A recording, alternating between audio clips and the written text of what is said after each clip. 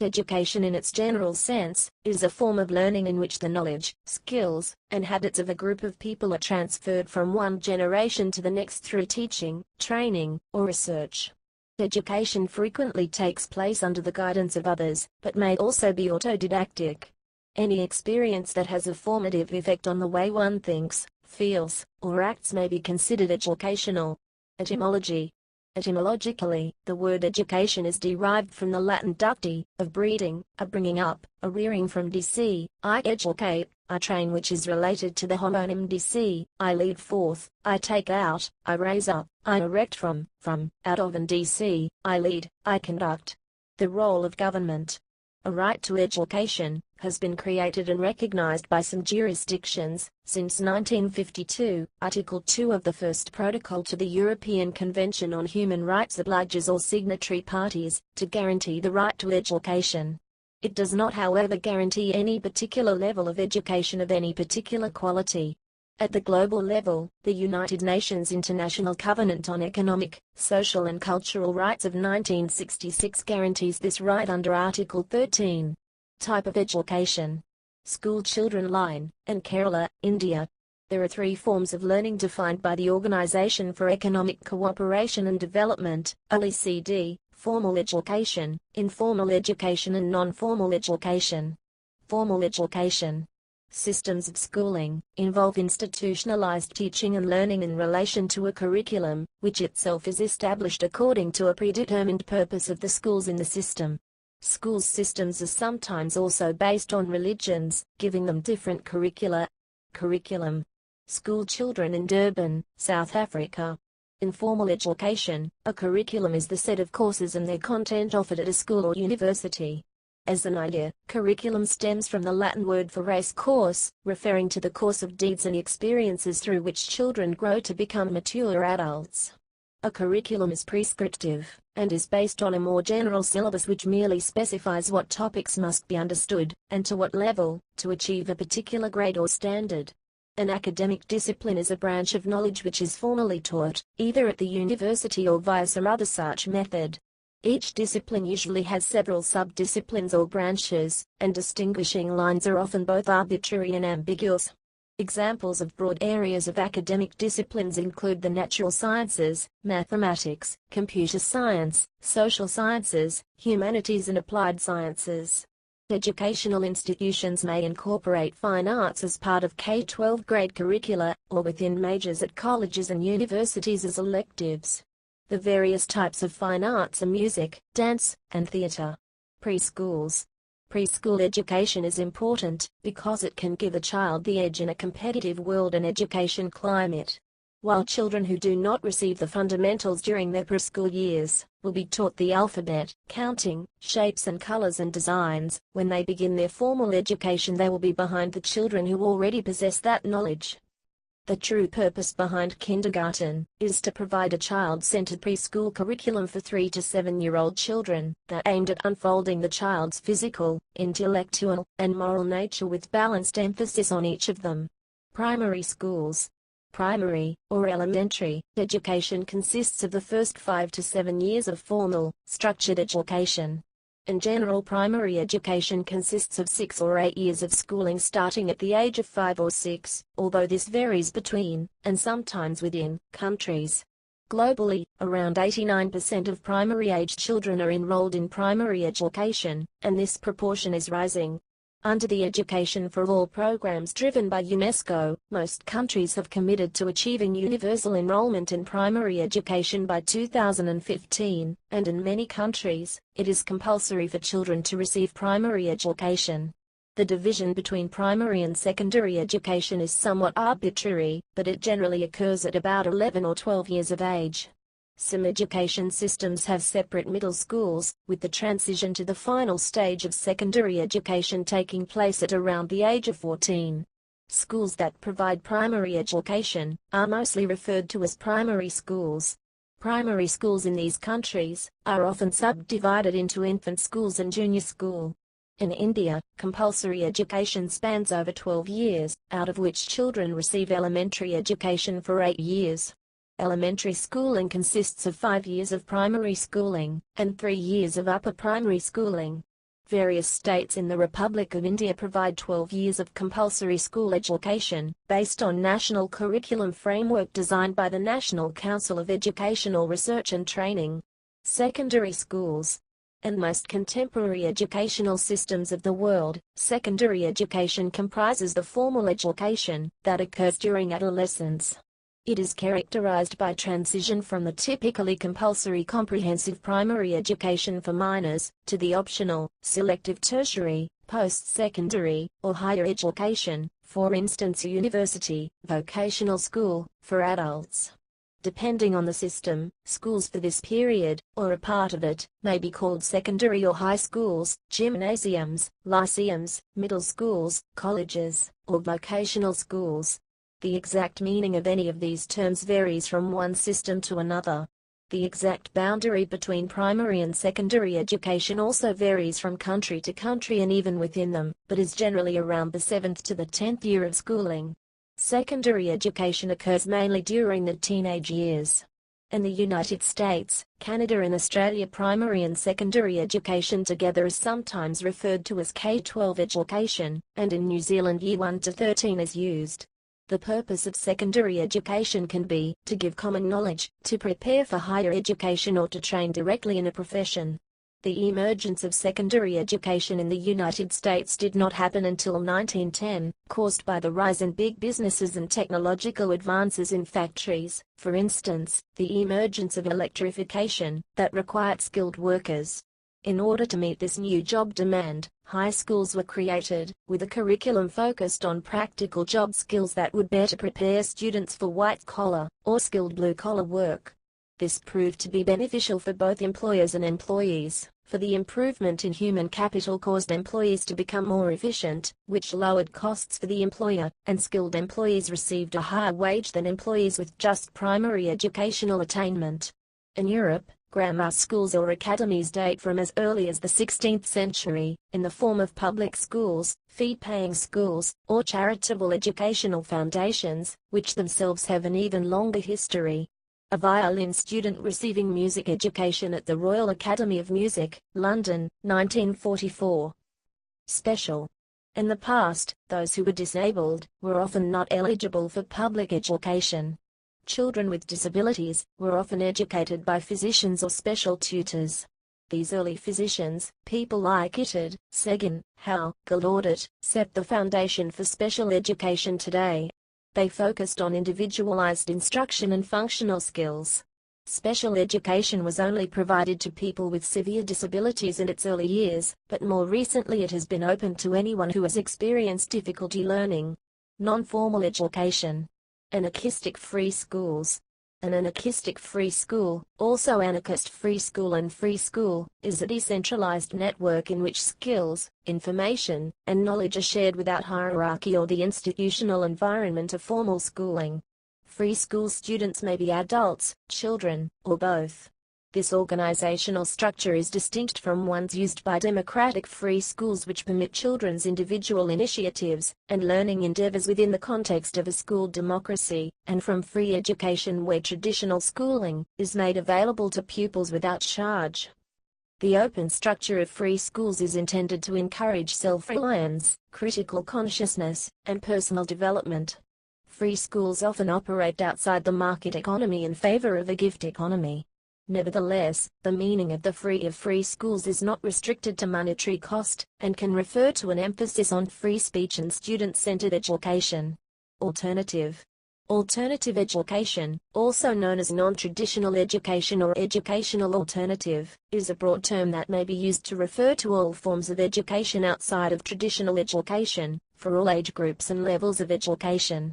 This may include not only forms of education designed for students with special needs, ranging from teenage pregnancy to intellectual disability, but also forms of education designed for a general audience, and employing alternative educational philosophies and methods.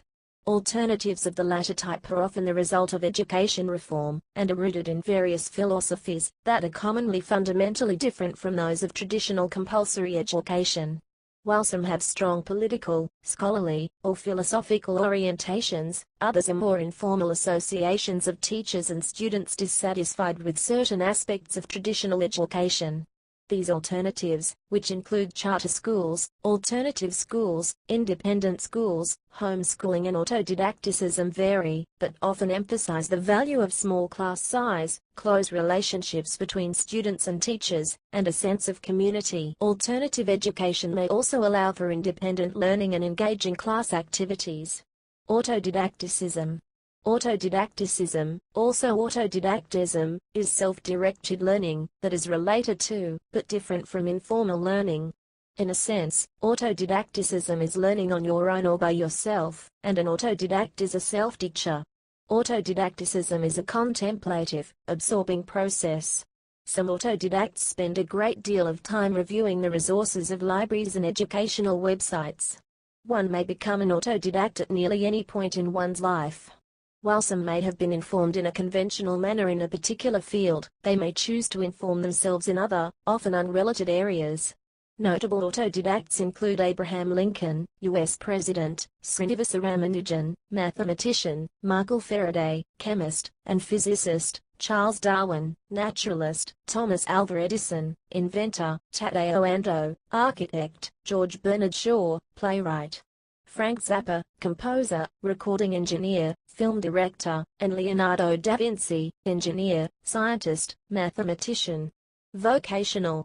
Vocational education is a form of education focused on direct and practical training for a specific trade or craft. Vocational education may come in the form of an apprenticeship or internship as well as institutions teaching courses such as carpentry, agriculture, engineering, medicine, architecture and the arts. Informal education. Indigenous. Indigenous education refers to the inclusion of indigenous knowledge, models, methods and content within formal and non-formal educational systems. Often in a post-colonial context, the growing recognition and use of indigenous education methods can be a response to the erosion and loss of indigenous knowledge and language through the processes of colonialism. Furthermore, it can enable indigenous communities to reclaim and revalue their languages and cultures, and in so doing, improve the educational success of indigenous students. Education through recreation. Education through recreation can be physical, mental, or both. Here, a boy attempts to make an arched bridge using slightly tapered blocks. This construction challenge was one of many hands-on activities offered at a Discovery Days festival held by Big Brother Mouse, a literacy project. Although his first attempt was a bit weak, half an hour later the boy had made a solid bridge.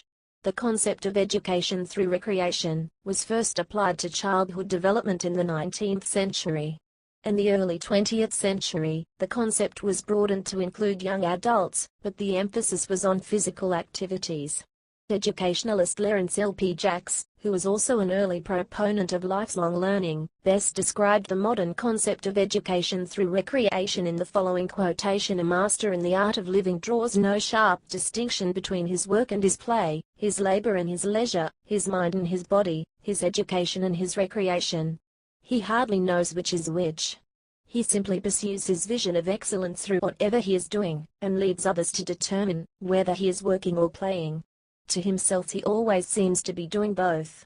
Enough for him that he does it well." Jacks, 1932. Education through recreation is the opportunity to learn in a seamless fashion through all of life's activities. The concept has been revived by the University of Western Ontario to teach anatomy to medical students. Systems of higher education. The University of Cambridge is an institute of higher learning. Higher education, also called tertiary third stage, or post-secondary education, is the non-compulsory educational level that follows the completion of a school providing a secondary education, such as a high school or secondary school. Tertiary education is normally taken to include undergraduate and postgraduate education, as well as vocational education and training. Colleges and universities are the main institutions that provide tertiary education. Collectively, these are sometimes known as tertiary institutions. Tertiary education generally results in the receipt of certificates, diplomas, or academic degrees. Higher education generally involves work towards a degree level or foundation degree qualification. In most developed countries, a high proportion of the population, up to 50%, now enter higher education at some time in their lives. Higher education is therefore very important to national economies, both as a significant industry in its own right, and as a source of trained and educated personnel for the rest of the economy. University systems. Lecture at the Faculty of Biomedical Engineering, CTU in Prague. University education includes teaching, research, and social services activities, and it includes both the undergraduate level, sometimes referred to as tertiary education, and the graduate, or postgraduate, level, sometimes referred to as graduate school. Universities are generally composed of several colleges. In the United States, universities can be private and independent, like Yale University. They can be public and state-governed, like the Pennsylvania state system of higher education, or they can be independent but state-funded, like the University of Virginia. Open. Higher education in particular is currently undergoing a transition towards open education. E-learning alone is currently growing at 14 times the rate of traditional learning. Open education is fast growing to become the dominant form of education, for many reasons such as its efficiency and results compared to traditional methods. Cost of education has been an issue throughout history, and a major political issue in most countries today. Open education is generally significantly cheaper than traditional campus-based learning, and in many cases even free. Many large university institutions are now starting to offer free or almost free full courses such as Harvard, MIT and Berkeley teaming up to form 8x other universities offering open education as Stanford, Princeton, Duke, Johns Hopkins, Edinburgh, UPenn, UMichigan, UVirginia, UWashington, Caltech.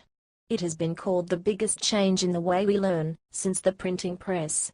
Many people, despite favorable studies on effectiveness, may still desire to choose traditional campus education for social and cultural reasons. The conventional merit system degree is currently not as common in open education as it is in campus universities. Although some open universities do already offer conventional degrees such as the Open University in the United Kingdom.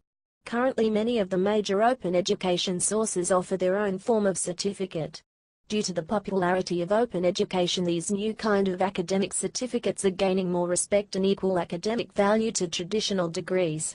Many open universities are working to have the ability to offer students standardized testing and traditional degrees and credentials.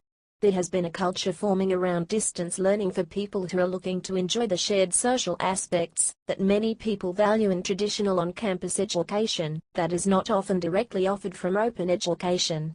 Examples of this are people in open education forming study groups, meetups, and movements such as UN College. Liberal arts colleges. A liberal arts institution can be defined as a college or university curriculum aimed at imparting broad general knowledge and developing general intellectual capacities, in contrast to a professional, vocational, or technical curriculum. Although what is known today as the liberal arts college began in Europe, the term is more commonly associated with universities in the United States. Community colleges. Technology. One of the most substantial uses in education is the use of technology. Also, technology is an increasingly influential factor in education. Computers and mobile phones are used in developed countries both to complement established education practices and develop new ways of learning such as online education, a type of distance education. This gives students the opportunity to choose what they are interested in learning. The proliferation of computers also means the increase of programming and blogging. Technology offers powerful learning tools that demand new skills and understandings of students, including multimedia, and provides new ways to engage students, such as virtual learning environments. One such tool is a virtual manipulative, which is an interactive web-based visual representation of a dynamic object that presents opportunities for constructing mathematical knowledge. Moyer, Bollard, and Spickle, 2002. In short, virtual manipulatives are dynamic visual/pictorial replicas of physical mathematical manipulatives, which have long been used to demonstrate and teach various mathematical concepts. Virtual manipulatives can be easily accessed on the Internet as standalone applets, allowing for easy access and use in a variety of educational settings. Emerging research into the effectiveness of virtual manipulatives as a teaching tool have yielded promising results, suggesting comparable, and in many cases superior overall concept teaching effectiveness compared to standard teaching methods. Technology is being used more not only in administrative duties in education, but also in the instruction of students. The use of technologies such as PowerPoint and interactive whiteboard is capturing the attention of students in the classroom. Technology is also being used in the assessment of students. One example is the Audience Response System, ARS, which allows immediate feedback tests and classroom discussions. American students in 2001, in a computer fundamentals class taking a computer-based test. Information and communication technologies, ICTs, are a diverse set of tools and resources used to communicate, create, disseminate, store, and manage information. These technologies include computers, the Internet, broadcasting technologies, radio, and television, and telephony. There is increasing interest in how computers and the Internet can improve education at all levels, in both formal and non-formal settings. Older ICT technologies, such as radio and television, have for over 40 years been used for open and distance learning, although print remains the cheapest, most accessible and therefore most dominant delivery mechanism in both developed and developing countries. In addition to classroom application and growth of e-learning opportunities for knowledge attainment, educators involved in student affairs programming have recognized the increasing importance of computer usage with data generation for and about students.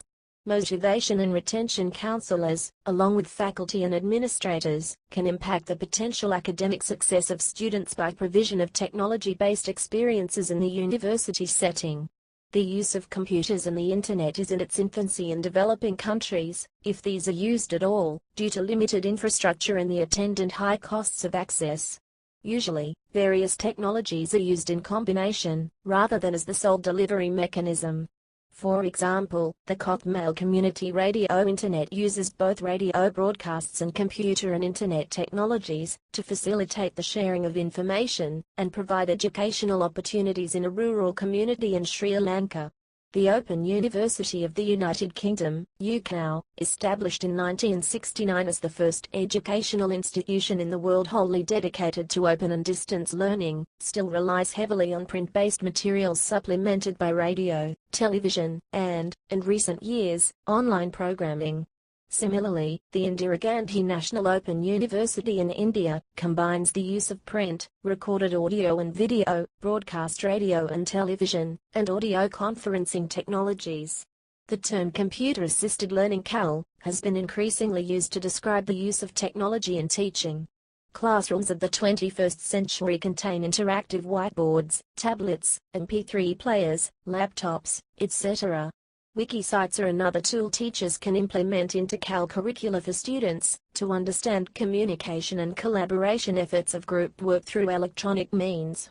Teachers are encouraged to embed these technological devices and services in the curriculum, in order to enhance students' learning, and meet the needs of various types of learners. Adult learning, or adult education, is the practice of training and developing skills in adults.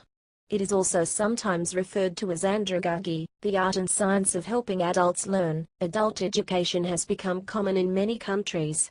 It takes on many forms, ranging from formal class-based learning to self-directed learning and e-learning. A number of career-specific courses such as veterinary assisting, medical billing and coding, real estate license, bookkeeping and many more are now available to students through the Internet. With the boom of information from availability of knowledge through means of Internet and other modern low-cost information exchange mechanisms, people are beginning to take an attitude of lifelong learning. To make knowledge and self-improvement a lifelong focus as opposed to the more traditional view that knowledge, and in particular value-creating trade skills, are to be learned just exclusively in youth. Learning modalities. Students in laboratory, St. Petersburg State Polytechnical University. There has been work on learning styles over the last 2 decades. Done focused on identifying relevant stimuli that may influence learning and manipulating the school environment, at about the same time as Joseph Renzulli recommended varying teaching strategies. Howard Gardner identified individual talents or aptitudes in his multiple intelligences theories. Based on the works of Jung, the Myers-Briggs type indicator and Kissy temperament sort of focused on understanding how people's personality affects the way they interact personally, and how this affects the way individuals respond to each other within the learning environment. The work of David Kalb and Anthony Gregor's type delineator follows a similar, but more simplified approach. It is currently fashionable to divide education into different learning modes. The learning modalities are probably the most common.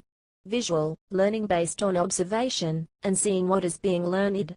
Auditory, learning based on listening to instructions/information.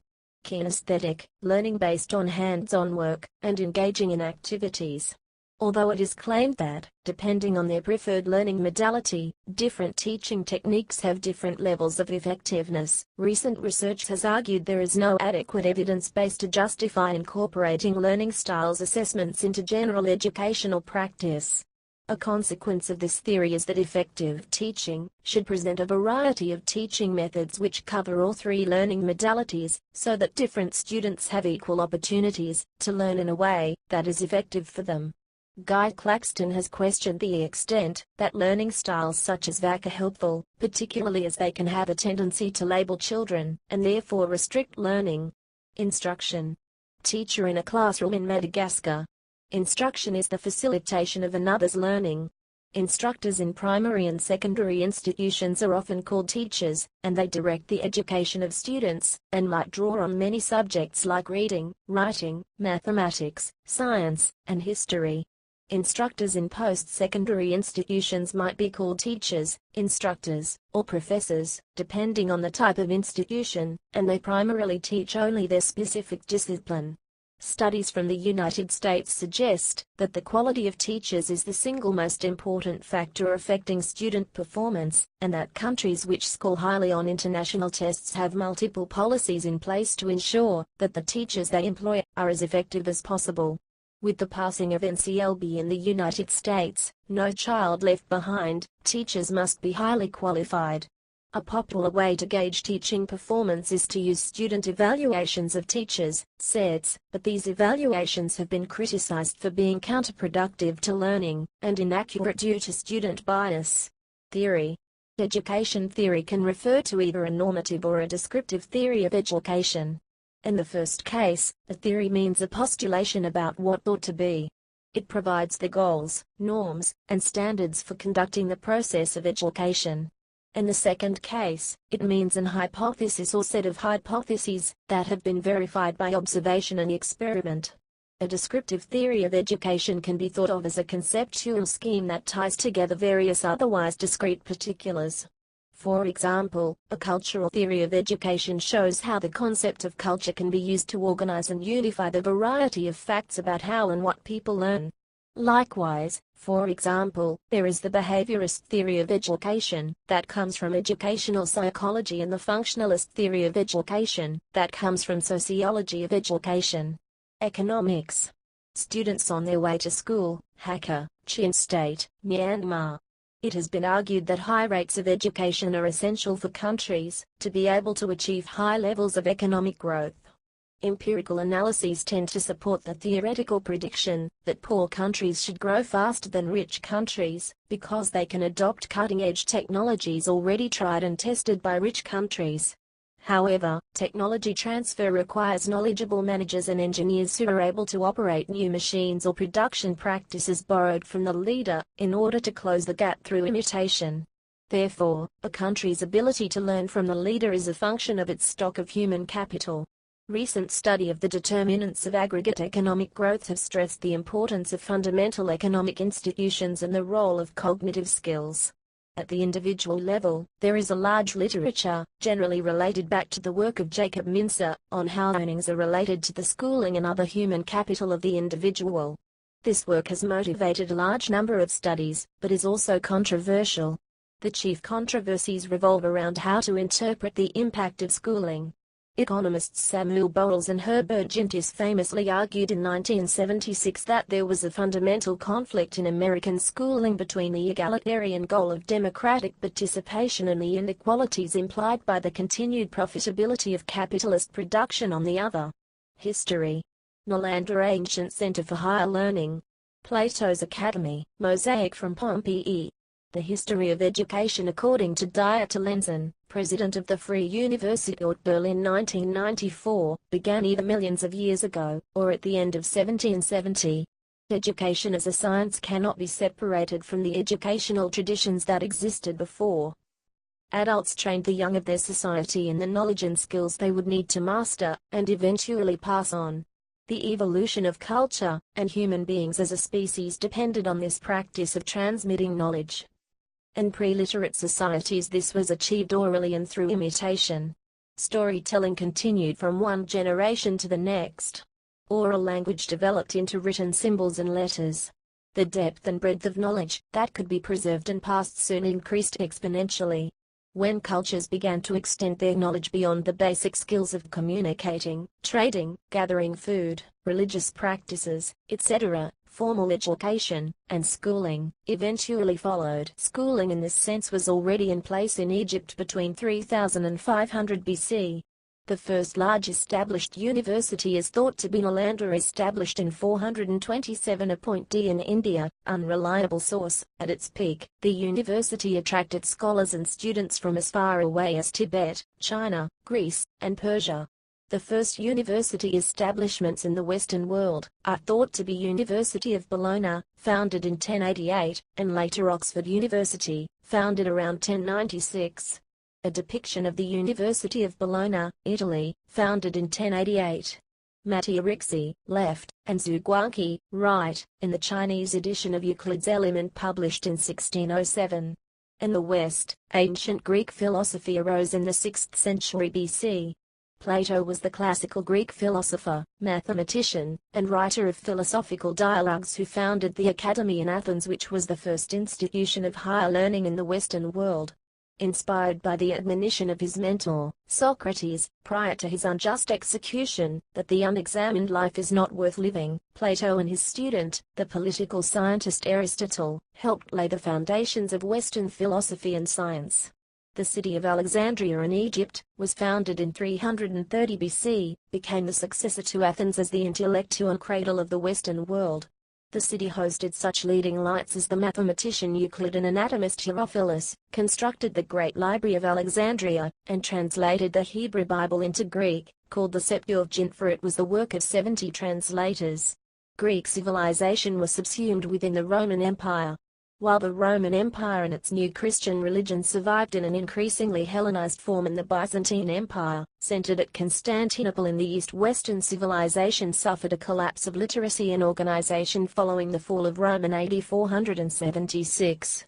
In the East, Confucius, 551 to 479, of the state of Lu, was China's most influential ancient philosopher, whose educational outlook continues to influence the societies of China and neighbors like Korea, Japan, and Vietnam. He gathered disciples, and searched in vain for a ruler who would adopt his ideals for good governance, but his Analects were written down by followers, and have continued to influence education in the East into the modern era.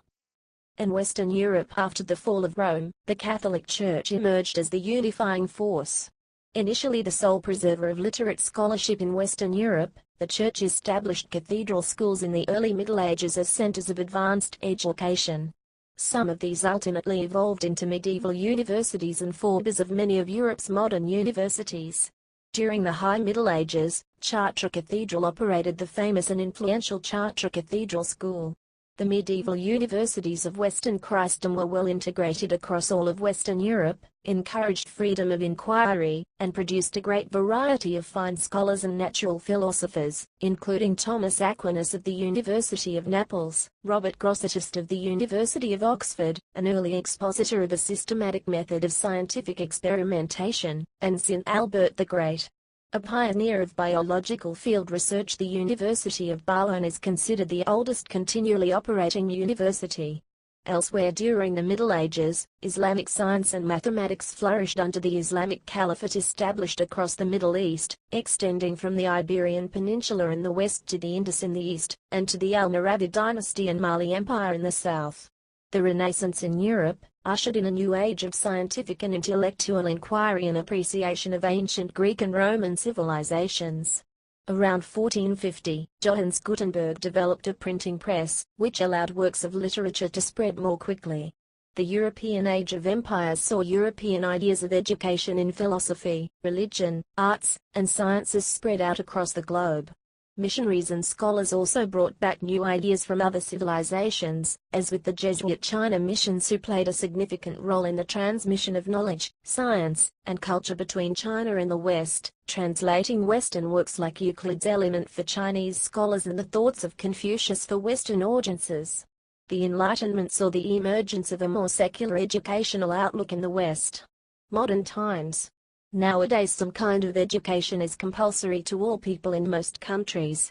Due to population growth and the proliferation of compulsory education, UNESCO has calculated that in the next 30 years more people will receive formal education than in all of human history thus far. 61. Philosophy. John Locke's work Some Thoughts Concerning Education was written in 1693, and still reflects traditional education priorities in the Western world. As an academic field, philosophy of education is the philosophical study of education and its problems. Its central subject matter is education, and its methods are those of philosophy. 62. The philosophy of education may be either the philosophy of the process of education or the philosophy of the discipline of education. That is, it may be part of the discipline in the sense of being concerned with the aims, forms, methods, or results of the process of educating or being educated, or it may be metadisciplinary in the sense of being concerned with the concepts, aims, and methods of the discipline. 63. As such, it is both part of the field of education and a field of applied philosophy. Drawing from fields of metaphysics, epistemology, axiology and the philosophical approaches, speculative, prescriptive, and/or analytic, to address questions in and about pedagogy, education policy, and curriculum, as well as the process of learning, to name a few. 64. For example, it might study what constitutes upbringing and education. The values and norms revealed through upbringing and educational practices, the limits and legitimization of education as an academic discipline, and the relation between education theory and practice. Criticism. Chesterton said, modern education means handing down the customs of the minority, and rooting out the customs of the majority. 65. Purpose of schools. Individual purposes for pursuing education can vary. However, in early age, the focus is generally around developing basic interpersonal communication and literacy skills, in order to further ability to learn more complex skills and subjects. After acquiring these basic abilities, education is commonly focused towards individuals gaining necessary knowledge and skills to improve ability to create value and a livelihood for themselves. 66. Satisfying personal curiosities, education for the sake of itself, and desire for personal development, to better oneself without career-based reasons for doing so are also common reasons why people pursue education and use schools. 67. Psychology. A class-size experiment in the United States found that attending small classes for 3 or more years in the early grades increased high school graduation rates of students from low-income families. 68. Educational psychology is the study of how humans learn in educational settings, the effectiveness of educational interventions, the psychology of teaching, and the social psychology of schools as organizations. Although the terms educational psychology and school psychology are often used interchangeably, researchers and theorists are likely to be identified as educational psychologists, whereas practitioners in schools or school-related settings are identified as school psychologists. Educational psychology is concerned with the processes of educational attainment in the general population, and in subpopulations such as gifted children and those with specific disabilities. Educational psychology can in part be understood through its relationship with other disciplines. It is informed primarily by psychology, bearing a relationship to that discipline analogous to the relationship between medicine and biology. Educational psychology in turn informs a wide range of specialties within educational studies, including instructional design, educational technology, curriculum development, organizational learning, special education and classroom management. Educational psychology both draws from and contributes to cognitive science and the learning sciences. In universities, departments of educational psychology are usually housed within faculties of education, possibly accounting for the lack of representation of educational psychology content in introductory psychology textbooks. Lucas, Blazek, and Raleigh, 2006. Sociology. School children in Laos. The sociology of education is the study of how social institutions and forces affect educational processes and outcomes, and vice versa. By many, education is understood to be a means of overcoming handicaps, achieving greater equality, and acquiring wealth and status for all. Sargent 1994. Learners may be motivated by aspirations for progress and betterment. Learners can also be motivated by their interest in the subject area or specific skill they are trying to learn. In fact, learner responsibility education models are driven by the interest of the learner in the topic to be studied. Education is perceived as a place where children can develop according to their unique needs and potentialities. 69. The purpose of education can be to develop every individual to their full potential. The understanding of the goals and means of educational socialization processes differs according to the sociological paradigm used. Developing countries. World Map Indicating Education Index, according to 2007/2008 Human Development Report. Development Goals and Issues. Universal primary education is one of the 8 International Millennium Development Goals, towards which progress has been made in the past decade, though barriers still remain. 70. Securing charitable funding from prospective donors is one particularly persistent problem. Researchers at the Overseas Development Institute have indicated that the main obstacles to receiving more funding for education include conflicting donor priorities, an immature aid architecture, and a lack of evidence and advocacy for the issue. 70. Additionally, Transparency International has identified corruption in the education sector as a major stumbling block to achieving universal primary education in Africa. 71. Furthermore, demand in the developing world for improved educational access is not as high as foreigners have expected. Indigenous governments are reluctant to take on the recurrent costs involved. There is economic pressure from those parents who prefer their children to earn money in the short term, rather than work towards the long-term benefits of education.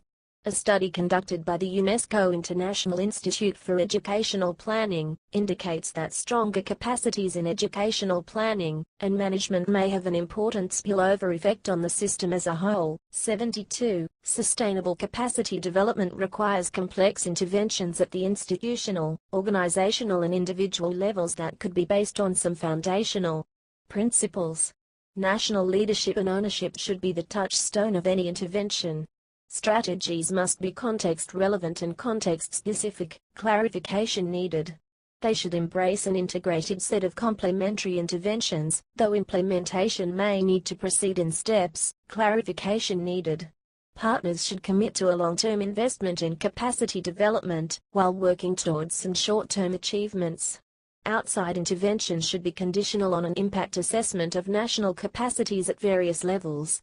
Russia has more academic graduates than any other country in Europe. Note: chart does not include population statistics.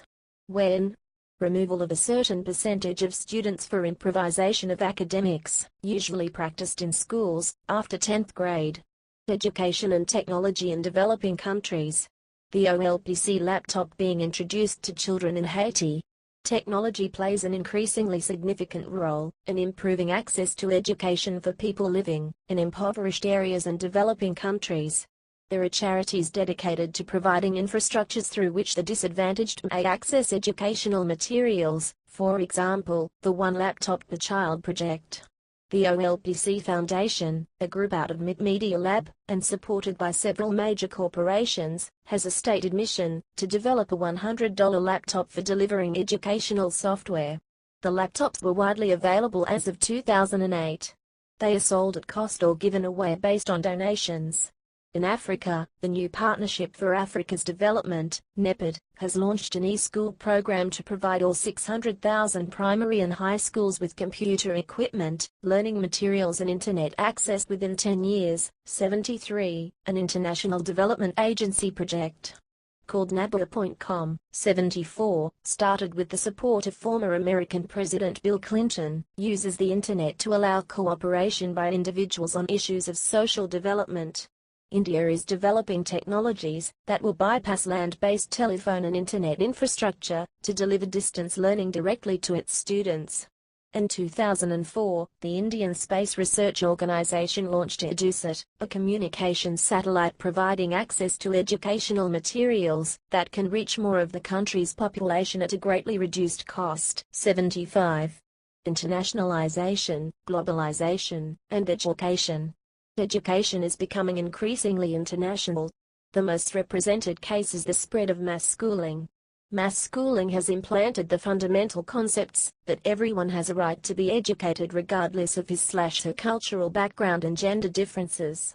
The system has also promoted the global rules and norms of how the school should operate and what is education. 76. Though the system can have variations in local, regional, and country level, the similarities in systems or even in ideas that schools share also enable the exchange among students at all levels, which are also playing an increasingly important role in globalization process. In Europe, for example, the Socrates Erasmus program, 77, stimulates exchanges across European universities. Also, the Soros Foundation, 78, provides many opportunities for students from Central Asia and Eastern Europe. Programs such as the International Baccalaureate have contributed to the internationalization of education.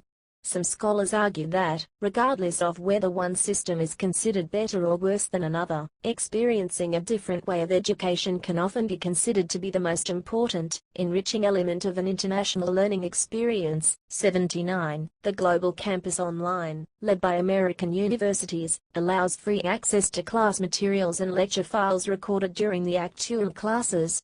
This facilitates the globalization of education. Facilitates the globalization of education. Facilitates the globalization of education. Facilitates the globalization of education. Facilitates the globalization of education. Facilitates the